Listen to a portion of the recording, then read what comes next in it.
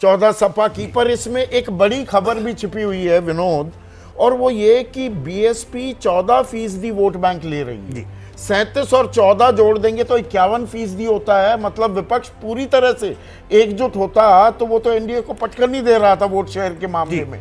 साथियों नमस्कार, स्वागत है आपका एक और इस नए वीडियो में, और आप देख रहे हैं बिग इंडिया टीवी। देश में 2024 का लोकसभा चुनाव साथियों लगभग संपन्न हो गया है और सातों चरण के मतदान भी हो गया, और कल सुबह यानी कि अब से ठीक 10-12 घंटे बाद वोटों की गिनती शुरू हो जाएगी, और किसने बाजी मारी, कौन पीछे रह गया, सब आपको कल पता लग जाएगा। लेकिन यहाँ पर एक मज़े की बात देखने वाली है कि देश के अंदर गोदी मीडिया ने एक तरफा बीजेपी को तमाम एग्जिट पोल में 400 पार करा दिया है। कोई 400 पार करा रहा है तो कोई 380 पार बीजेपी को करा रहा है। और जहां पर अब से पहले जो सर्वे आ रहे थे उनके मुताबिक देश के अंदर किसी भी गठबंधन की पूर्ण बहुमत की सरकार नहीं बन रही थी। तो ऐसे में बीजेपी को 400 पार दिखाना जो आजकल मीडिया में जारी है, आप उसके बहकावे में मत आइएगा। मैं आपको पूरी खबर बताऊंगा विस्तार से। इससे पहले मैं आपको एक खबर बताऊं कि बीएसपी के एक नेता ब्रजेश सोनकर ने ये दावा किया है कि इस बार पूरे देश में बीएसपी की 79 यानी कि 79 सीटें लोकसभा की आ रही है, और 79 सीटों के साथ बहुजन समाज पार्टी की मुखिया मायावती जी कल प्रधानमंत्री बनने जा रही है। ये दावा किया है बीएसपी के नेता ब्रजेश सोनकर ने। और साथियों इस वीडियो के शुरू में ही मैंने आपको एक वीडियो सुनाया 18 सेकंड का, एबीपी न्यूज़ का वीडियो है, और वहाँ पर एबीपी न्यूज़ वाले साफ साफ कह रहे हैं कि इस बार देश में बीएसपी का वोट बैंक 13 से बढ़कर 14% होने वाला है। साथियों यहाँ पर देखें कि बीएसपी के साथ ये चैनल वाले कितनी दोगलेबाजी कर रहे हैं, कितनी बड़ी उनको धोखा दे रहे हैं। क्योंकि जहाँ बड़े बड़े सर्वे में बीएसपी के वोट बैंक को 13% से भी 3-4% नीचे माइनस में दिखाया जा रहा है, लेकिन एबीपी न्यूज़ वाले साफ साफ खोले अपने मुंह से कह रहे हैं कि इस बार बसपा का वोट बैंक बढ़ने वाला है। और उन्होंने ये भी कहा है कि शायद बीएसपी को सीट 1 से 2 ही मिल सकती है। ये एबीपी मीडिया के पत्रकार कह रहे हैं, लेकिन बीएसपी का वोट बैंक इस बार बढ़ने वाला है। तो साथियों इस बार मेरे ख्याल से जो मैं अगर अपनी बताऊं आपको, तो पूरे देश में कल बीएसपी की कम से कम 20 से 25 सीटें आने की पूरी संभावना है। क्योंकि इस बार जिस तरीके से बहन कुमारी मायावती जी ने अपने प्रत्याशियों का चयन किया, जी हाँ साथियों, उस हिसाब से अगर बीएसपी को वोट मिला होगा तो बीएसपी की साथियों कम से कम 20 से 25 सीटें बड़े आराम से आने वाली है। क्योंकि बहुजन समाज पार्टी ने कम से कम 22 तो यूपी के अंदर मुस्लिम समुदाय के लोगों को प्रत्याशी बनाया, और अगर वो अपना वोट लाने में कामयाब रहे उन सीटों पर, तो उन सीटों पर साथियों बिल्कुल दलित मुस्लिम समीकरण के सारे ही बीएसपी चुनाव जीत सकती है। और लगभग बहन जी ने 12 जनरल कैटेगरी के लोगों को टिकट दिया। अगर जनरल कैटेगरी के लोग भी बीजेपी के वोट बैंक को डेंट कर पाए, कम कर पाए, तो साथियों 12 सीटें वो भी बड़े आराम से निकाल सकते हैं। और मैं आपको एक बात और बताऊं, इस बार बहुजन समाज पार्टी ने लगभग पूरे देश में 500 लोकसभा की सीटों पर चुनाव लड़ा। एबीपी न्यूज़ वाले बता रहे हैं कि बीएसपी 14% वोट पर आकर टिकेगी, और बाकी जो इनके अदर मीडिया कर्मी है, जो अदर मीडिया के चैनल हैं, वो बता रहे हैं कि बीएसपी 8 से 9% पर खिसक के आने वाली है। लेकिन साथियों अगर मैं बात करूं सोशल मीडिया की, तो सोशल मीडिया के अनुसार बहुजन समाज पार्टी को इस बार कम से कम 20 से 25% वोट बैंक मिलने की संभावना है। इतना बड़ा ग्राफ बीएसपी को इस बार मिलने वाला है, क्योंकि 500 सीटों पर लोकसभा का चुनाव लड़ना कोई साथियों कम बात नहीं है। अगर प्रत्याशी उतरा होगा फील्ड में तो वहाँ से बीएसपी को वोट जरूर मिलेगा। और बीएसपी का दबदबा साथियों राजस्थान में भी रहा, मध्य प्रदेश में रहा, बिहार, उत्तराखंड, हरियाणा, पंजाब, उत्तर प्रदेश तो है ही साथियों।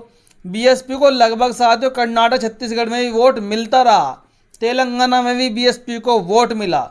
तो साथियों ऐसे में बहुजन समाज पार्टी को इस बार लगभग 20 से 25% वोट बैंक मिलने की संभावना है और यहाँ पर 20 से 25 लोकसभा की सीटें भी इस बार बीएसपी को मिल सकती है। और अगर 20-25 सीटें बीएसपी ले आती है तो साथियों कल जो आंकड़े आने वाले हैं, कल जो रिजल्ट आने वाला है, मैं आपको रिजल्ट शायद अभी बता रहा हूं, जो मुझे उम्मीद है कि देश में पूर्ण बहुमत की सरकार नहीं बनने वाली। गोदी मीडिया को सर्वे को देखकर आप अपना बीपी मत बढ़ाइएगा, इनके भोकाल में मत आइएगा, ये खाली भोकाल बना रहे हैं भाजपा के पक्ष में, लेकिन ज़मीन पर साथियों ऐसा कुछ नहीं है। अब मैं आपको 2-3 पोस्ट पढ़ के सुनाता हूँ जो बहुत ही ज़रूरी है साथियों आपके लिए। नेहा सिंह राठौर का एक साथियों पोस्ट आया है, उन्होंने क्या लिखा है, देश भर में मतदान पूरा होने के 3 दिन बाद रिजल्ट आ जाता है, लेकिन प्रतियोगी परीक्षाओं का परिणाम आने में सालों लग जाते हैं। क्या ये हमारे युवाओं के साथ अन्याय नहीं है? 1 जून को मतदान खत्म हुआ और 4 जून को परिणाम सामने आ जाएगा। जिसकी सरकार बननी होगी बन जाएगी, मंत्रालय और विभाग भी बांट दिए जाएंगे, लेकिन प्रतियोगी परीक्षाओं के संपन्न होने में, उनका अंतिम परिणाम सामने आने में और नियुक्ति मिलने में अक्सर महीनों और कभी कभी तो सालों लग जाते हैं। क्या प्रतियोगी परीक्षाओं का आयोजन लोकसभा चुनाव से भी बड़ा और भारी भरकम काम है? दरअसल नहीं।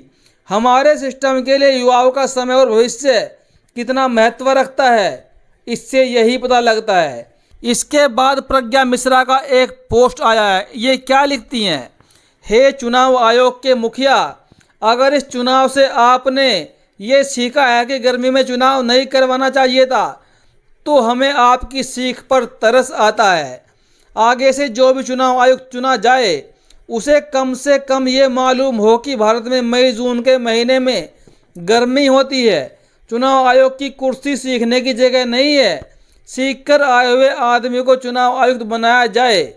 आगे कोई चुनाव आयुक्त बने तो उसे यह भी सिखाया जाए कि चुनाव आयोग एक संवैधानिक संस्था होती है, यहाँ पर यस सर जी सर हो जाएगा, सर नहीं कहना होता।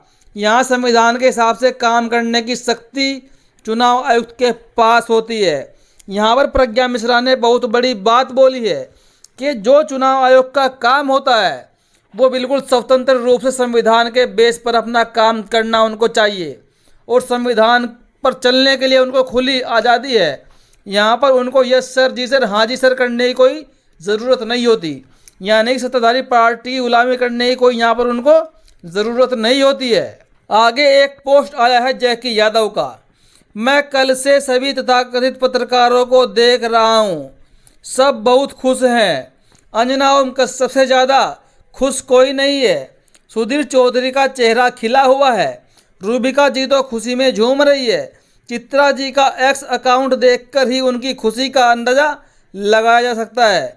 गुल्लू तो कल से लगातार उछल रहा है। सुशांत सिन्हा को देखकर लग रहा है कि उन्हें कोई बड़ा पद मिलने वाला है।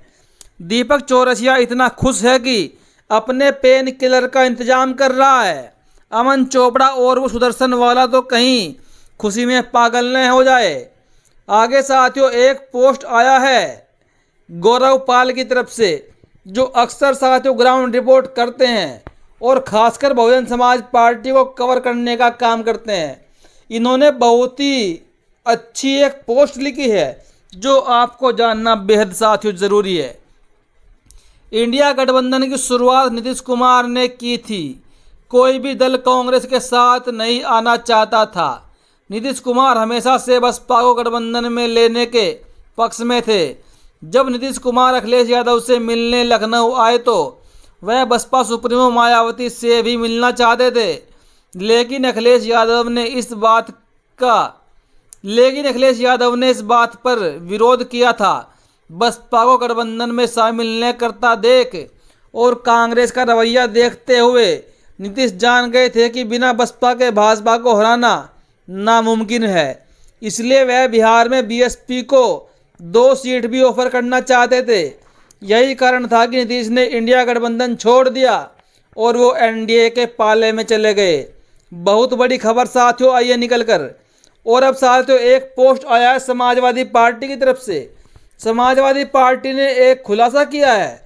मिर्जापुर में स्ट्रांग रूम में प्रवेश करने की नियत से पॉलिटेक्निक कॉलेज के पीछे की दीवार तोड़ दी गई है। जिलाधिकारी मिर्जापुर भाजपा प्रत्याशी के रिश्तेदार हैं, इसलिए मतगणना के दौरान निष्पक्षता की संभावना कम बन रही है।